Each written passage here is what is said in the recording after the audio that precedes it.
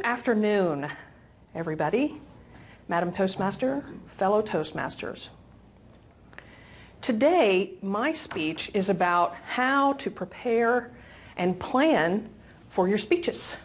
And I think for some of you, this might be really useful information. Some of you probably already kind of have your process and procedure that you do already in place. But I want to share with you today a roadmap, if you will, of how to prepare and plan for speeches. This is from the Better Speaker series, and it's a planning and preparation module that's in that series. And a lot of the information that Toastmasters provides is very good. It's great. I, however, will add a little something to it, and I'll tell you what is my piece, and separate from what Toastmasters actually gives in the booklet. First of all, in the planning stage, when you're sitting there and you're trying to come up with ideas and all that sort of thing, this is not in that manual per se. It doesn't really talk to exactly how you come up with a topic or anything like that. So I'm going to take you through a little exercise, and this is something that I do in order to plan one of the workbooks. Okay, so whether it's an advanced manual or the CC manual, this is what I do. And if this works for you, use it. If it doesn't, or some portion of it does, you can take whatever you like, leave whatever you like. There are pieces of blank paper in the middle of the desks here, and I would like for you to get at least one sheet of paper from that stack.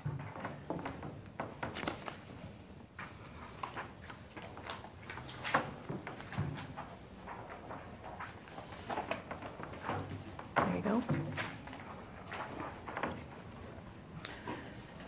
Now, before you do anything with this piece of paper, allow me to describe for you what it is that I do when I'm planning one of the workbooks, okay, so an advanced manual or something.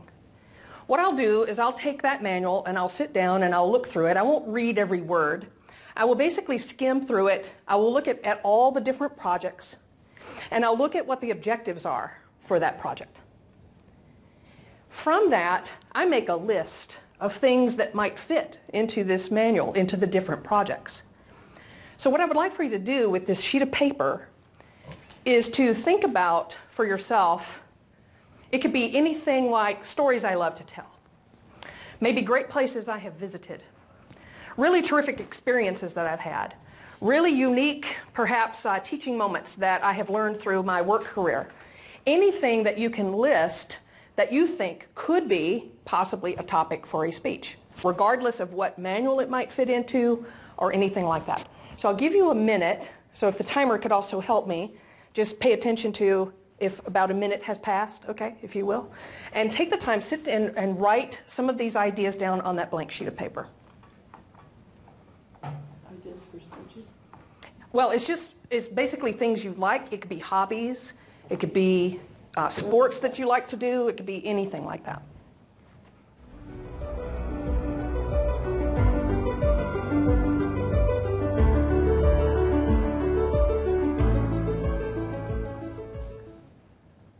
All right, time. All right, so you get the idea. At least jot down in short sentences. You don't have to really flesh anything out, just that you can look back at this list and that you can remember what it is that you were writing about. That's the most important thing, right? Now, with this list, when I first became a Toastmaster, I sat down with the CC manual, and before I even really started looking through it, I wrote down things that I enjoyed, hobbies that I liked, various different life experiences that I've had. And I just wrote them down on a piece of paper. Then, when I took the CC manual, I actually created a little spreadsheet for myself, which I have included that as a handout. So you should have where you're seated, a list of all of the speeches in the Competent Communicator Manual with their related objectives. Okay? Then what I did with my list is I created that, and I sat down and I said, oh, okay, maybe this could be matched up with project number 3, or this particular story could be matched up with, so it was like a mix and match exercise that I went through. And at least it gave me the confidence of knowing I at least maybe had a topic for a speech already kind of in my back pocket. Okay? So even though some of you I know have gone through the Competent Communicator Manual, take about a minute now to, and timer please help me with the timing again, and just look at this, compare it to your list, and just go, okay, I could maybe do this as a speech topic for project number 4, or I could maybe do this for project number 5. So just take that and take a few minutes, just take a look at it and see if you can match anything up.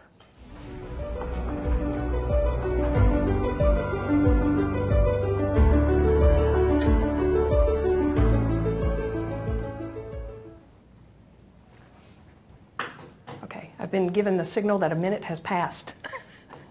A minute passes so fast, doesn't it? All right, now I hope that you at least have the idea of kind of how you can brainstorm for yourself and be able to create a list of ideas. You can sit down with the Competent Communicator Manual or any other manual and just go through an exercise of here's my ideas, here's the projects, and start mixing and matching.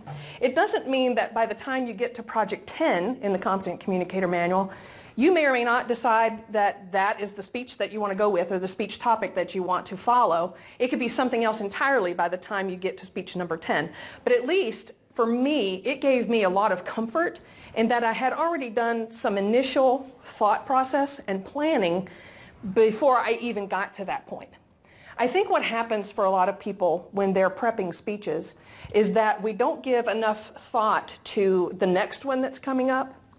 So when the speech is done, we're like, oh, thank God, that's over. Oh, I don't have to think about this for a while. Well, weeks can pass, and then you start thinking about the next speech, and you don't have a topic ready. You haven't even thought through it. That adds more time. And so it just elongates how quickly you can get up here and get over the nervousness.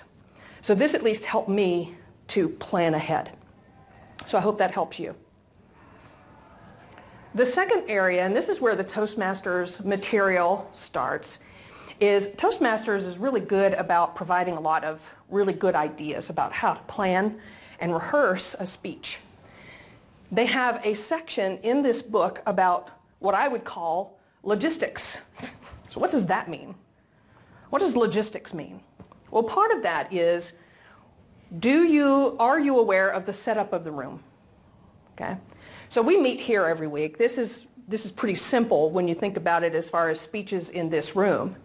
Okay, but what if you were walking into the chamber over there? Let's say that our meeting suddenly had to change to the chamber room over on the other side of the hall, or the room down the hallway over there by the cafeteria. For example, I had a speech scheduled at one point in time that was supposed to be here, but we had to move over to the room by the cafeteria.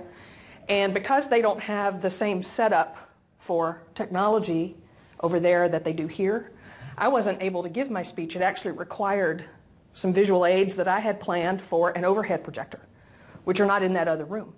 So being aware of the setup of the room is crucially important so that you can walk in and not be suddenly surprised by, oh, there's no technology in this room. Now what do I do? The next thing to consider, especially when you're in a bigger room, this room we don't have to worry necessarily about acoustics or projection or anything like that. You can hear me without a microphone. But if you did have to use a microphone, are you prepared to use one? I've been in many a meeting or presentation with people holding the microphone way down here, and you still can't hear them because it's not near their mouth. Okay? So from a projection standpoint, you know, even practicing with a microphone is probably something that we should do as a Toastmaster group. The third part is the actual rehearsal part. And the one thing that I think Toastmasters is spot on with as far as a tip for you is to rehearse ideas, not words. Now what that means to me is do not try to memorize your speech, because all that will do is make you nervous. It's like, what if I forget a sentence? What if I suddenly get somewhere and I've lost my train of thought? The better idea, and I think they're spot on with this one, is to research and practice what are the 3 things that I want people to walk away with? What are the 2 things I want people to walk away with? And you have those 2 things or 3 things in mind, and you're able to talk to them with examples and all that, and the transition from one idea to another. And therefore, when you come up here, you will have practiced enough that it just kind of happens. It just kind of rolls right off the tongue. After you've practiced for a while, and I thought Maggie had a really great idea, she practices wherever she can. She doesn't do this formally, so she might be in the bathroom brushing her teeth, but she's thinking about, okay, so this is the outline of my speech, and here's, what I'm going to talk to.